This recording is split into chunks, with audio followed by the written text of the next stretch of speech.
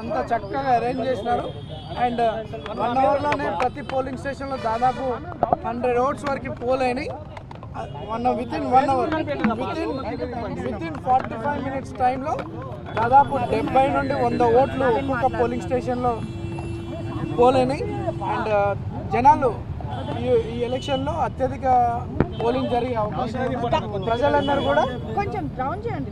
Early morning by 7 o'clock అందరు కూడా రావడం జరిగింది, పోలింగ్ స్టేషన్స్ కి రావడం జరిగింది.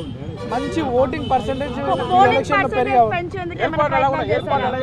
చాలా చక్కటి పోలింగ్ పర్సెంటేజ్ పెంచేందుకు, ఎందుకంటే గతంలో కూడా ఇక్కడ 50% దాటలేదు.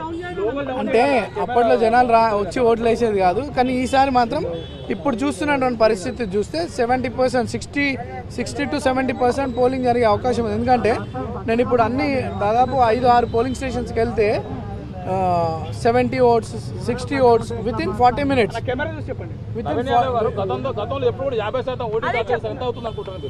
నాకు తెలిసి 63%, 60 to 63% జరిగే అవకాశాలు ఉన్నాయి.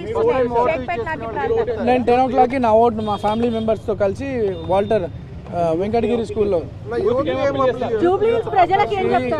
జూబ్లీహిల్స్ ఒక ఫస్ట్ టైం ఓటర్స్కి కానీ vote for your future, vote for your constituency development, not for sympathy, not for sentiment.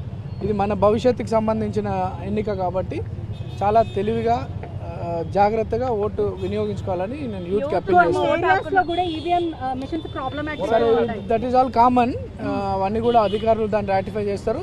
Start అయిన టైం నుండి దాన్ని చేస్తారు. లేదు, ఈసారి యూత్ అంతా కూడా, యూతే కాదు జనరల్గా చాలా మంది ఓటర్స్ నెగ్లెక్ట్ చేస్తారు election. But this time 10 to 15% polling percentage పెరిగే అవకాశం ఉంది. ఈ వాతావరణం చూస్తుంటే ఒక 10% ఓటింగ్ పర్సెంటేజ్ పెరిగే అవకాశం ఉంది. అదే చెప్తున్నాను కదా, మీ భవిష్యత్తుకు ఓటేయండి. లేదు, ఇక హాలిడే లాగా ట్రీట్ చేస్తలేరు. భవిష్యత్తు గురించి ఆలోచించి ఓటర్స్ అందరూ కూడా బయటకు వచ్చి ఓటు వేస్తూ ఉన్నారు. సమాజం గురించి ఆలోచించి ఓటర్స్ రావడం జరుగుతూ ఉంది.